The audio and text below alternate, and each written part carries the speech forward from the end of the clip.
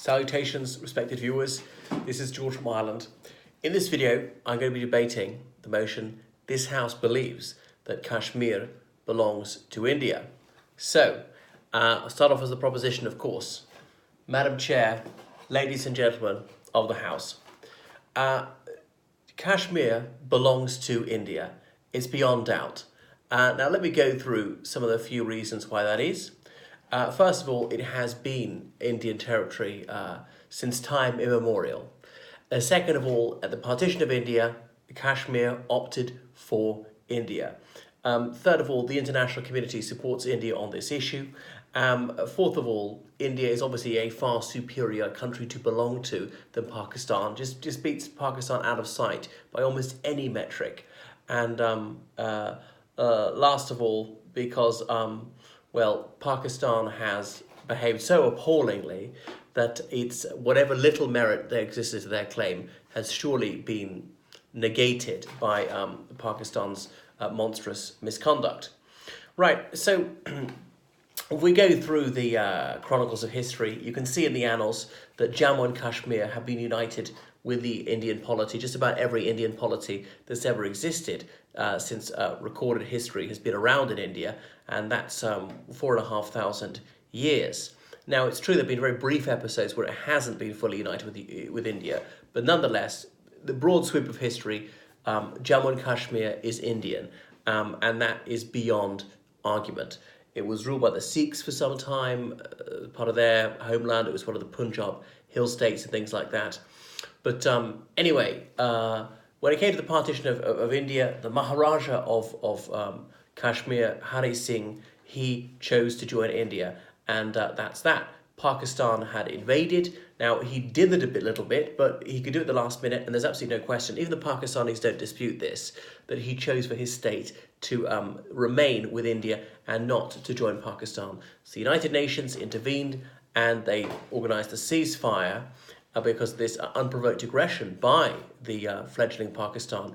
You'd think trying to set up their country with all their problems, they would have had more serious and urgent issues to address, but oh no, the hyper-aggressive nature of this infant nation meant that they would rather slaughter people who'd been their compatriots till weeks before than to sort out Pakistan's many severe internal problems with all these displaced people.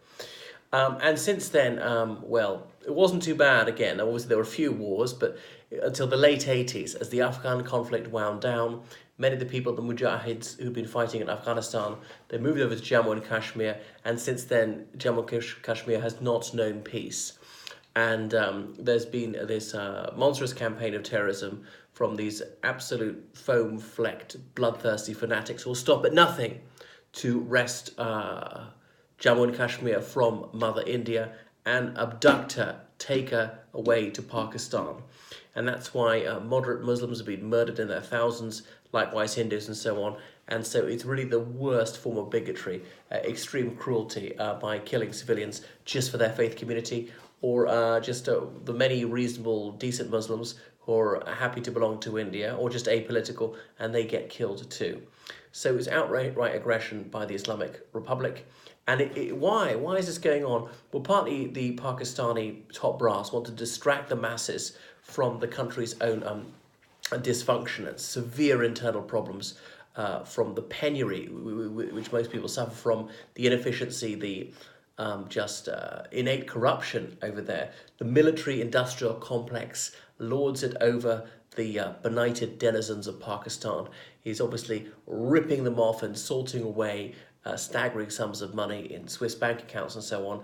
So they want to divide et impera, keep people in ignorance, keep people weak, and not let the Pakistani working class challenge their rulers who are fleecing them all the time. So there's nothing else that unites Pakistan, so it needs an enemy.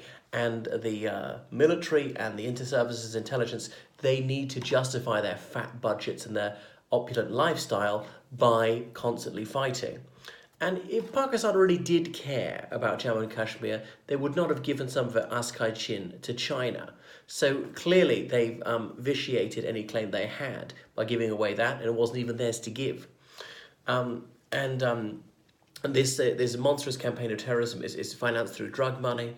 Pakistan is the most corrupt country on earth. Who said that? David Cameron. In an unguarded moment, he blurted that out, not realising he's been filmed. That's what he really thinks in heart of hearts. And who can disagree? And any Pakistani worth his salt would have to plaintively acknowledge that is the truth. So much money goes out of the country. So religion aside, or politics aside, if you're living in Jammu and Kashmir, are you better off in India or better off in Pakistan? You're definitely far better off in India, right? Even if you're a Muslim, because the government serves the people, right? It is government of the people. The government are the servants and the people are the masters. Whereas in Pakistan, the opposite situation pertains. The Republic of India is humane. Its justice is soaring like mountains above. It really wins the beauty contest against Pakistan hands down. India has got freedom of expression. It's got rule of law, and there are checks and balances. The executive, the judiciary, the legislature, they're all kept in their appropriate sphere, and their power is limited. The death penalty is used extremely rarely. Not even 1 in 1,000 murderers is put to death. And ethnic minorities, religious minorities are well treated, and that's why they've done so much to promote the situation of the scheduled castes. There have been 2 Muslim presidents. Muslims worship with complete liberty in India, and India goes so far as to protect their sensibilities, and like they ban the satanic verses and things like that. But yet India is still a secular state where everyone is free to plough his or her own furrow. Look how far women's rights have advanced in India. Obviously, they had a woman prime minister, Indira Gandhi. Way back in the 80s, they've had a woman as president, and so forth. So, and the Pakistani government won't even tell the truth about fighting in Jammu and Kashmir, even though the Pakistani army is caught there. I remember the Kargil conflict, where they'd ordered tens of thousands of pairs of snow boots before launching their unprovoked attack. So the evidence is just super abundant, and when there were those monstrous and utterly barbaric attacks on civilians in Mumbai, you saw how magnanimous India was in not hitting back, despite Pakistan having something that was really below the belt, deliberately slaughtering hundreds of civilians. So I'm not anti-Pakistani at all. There are many good and courageous and generous Pakistanis. I feel very sorry for them. There's always nothing to like about their country, but they're just so terribly abused and mistreated by their elite, who are fomenting this needless, senseless, and utterly intractable war. So, for all the reasons I've said, this country belongs to the Republic of India.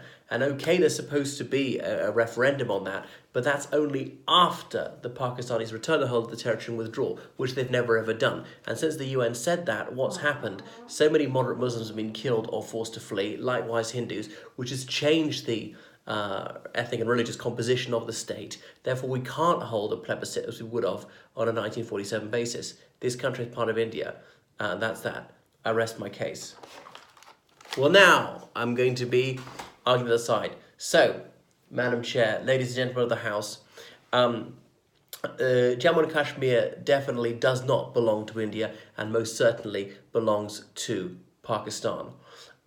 So it's got a Muslim majority. Well, that's the first obvious thing. So we all know that Pakistan was founded to be a homeland for the Muslim community in South Asia, because the Muslims of South Asia were a nation by any definition, and they wished to be together, and that was that. And the Pakistan demand won the day. So they want to be with Pakistan, and they don't want to be with India. The great majority of them don't want to be in India. And we know that there's severe anti-Muslim discrimination in India, and many Muslims have been murdered for their faith. And there were the Babri Masjid riots in the early 90s, and that issue still hasn't been resolved. So what else? There was this ludicrous situation where there was a Sikh Maharaja ruling in Jammu and Kashmir, which is about 90% Muslim, and the people there were very good. They weren't prejudiced against him, despite that. But anyway, he opted for India, and this land is not to be given away like a gift, right? We don't live in the Middle Ages. There's no divine right of kings anymore. What about democracy? India boasts it's a democracy, but it won't apply this to what it claims to be its own territory. It won't hold that referendum demanded by the United Nations. And I can't think of a single other country which does back up India on this, whereas Pakistan has the endorsement of every Muslim country in the world and quite a few others beside on this issue. That's why Pakistan is keen to internationalize the issue, whereas India is trying to say, oh, it's only a domestic matter. What's going on there is illegal military occupation, is a brutal oppression of the people of Jammu and Kashmir. They might want to join Pakistan, they want to be independent, and Pakistan simply wants the people of Jammu and Kashmir to have fair play to determine their own future, and they're being denied that fundamental right by the Indian army. So there have been massive scale human rights abuses by the Indian army, so many disappearances and torture on an industrial scale. Civilians deliberately shot dead in a huge number of cases, and the Indian army are almost never brought to book for these countless horrific crimes. So yes, there are insurgents who are fighting for their liberty. What would you expect? You know, there comes a point where, as Mandela said, you must either submit or fight. And the gallant people of Jammu and Kashmir have chosen to fight this battle for self-assertion. And why wouldn't they? You see the very ugly streak of contempt for Muslims in India these days. And there's this pernicious BJP government right now, led by Narendra Modi. We all know in 2002, he was deeply involved in the massacres of Muslims in his home state of Gujarat. So much so that even the US government, not exactly a stooge of the Islamic world, even the US government of George W. Bush banned him from coming to the United States. So there's Hindutva, which is Hindu chauvinism, absolutely not being anti-Hindu, and there are many upstanding Hindus who would just be as horrified by this anti-Muslim prejudice as I am, but saying that it's the wrong end of Hinduism. Those Hindu fundamentalists are bigoted towards their Muslim fellow citizens. So their Muslim compatriots are sometimes discriminated against and even killed for their Islamic faith. So there's this worrying rising tide of intolerance in India, or let's call it by its proper name, Hindustan. It is a homeland for the Hindus, whatever people say. And Indira Gandhi, she certainly exploited some Hindu imagery for her own political advancement. We see how, like, the Mahabharata was so extraordinarily popular in Indian television way back in the 90s. So freedom of expression is severely curtailed. I thought it was a sick joke when the previous speaker claimed that there's freedom of speech in the Republic of India. Nothing could be further from the truth. You see how the notion of sedition has been ludicrously broadened, and it's a catch-all for anyone who says anything that Modi finds disobliging is going to find himself cooling his heels in the slammer. There's the Research and Analysis Wing, that's the Indian intelligence agency, which has been fomenting terrorist attacks in Pakistan for decades. And indeed, their machinations in Afghanistan are to be seen. There they were stoking that internecine civil war. So Pakistan is a wealthier country, despite not being blessed with natural resources. There are no cows wandering around on the streets, so you'd be happier in that way.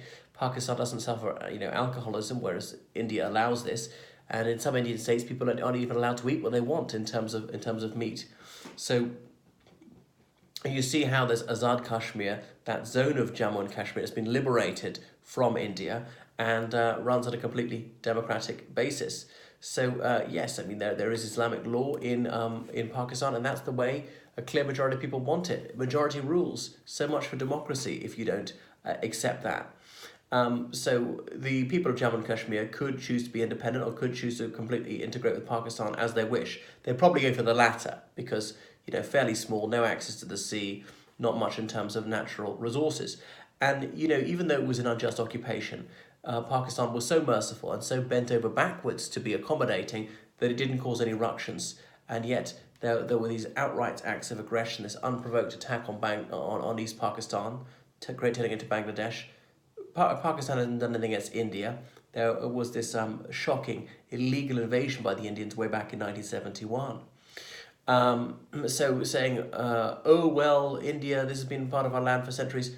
Pakistan was part of India's territory for centuries. So next, they're going to use this excuse to try and invade Pakistan right now. No, Pakistan has the absolute right to be independent, and that is that. And in fact, it's the hawks are in India. They're the warmongers who won't let sleeping dogs lie.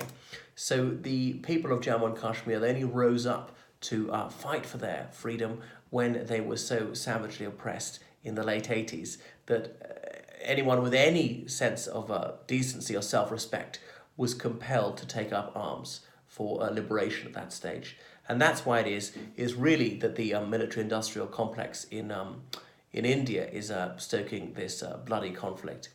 So for those reasons, I say that Jammu and Kashmir most certainly does not belong to India. It belongs to the people of Jammu and Kashmir, and it's up to them to exercise self-determination, a right which has been brutally denied to them for over 70 years. I rest my case.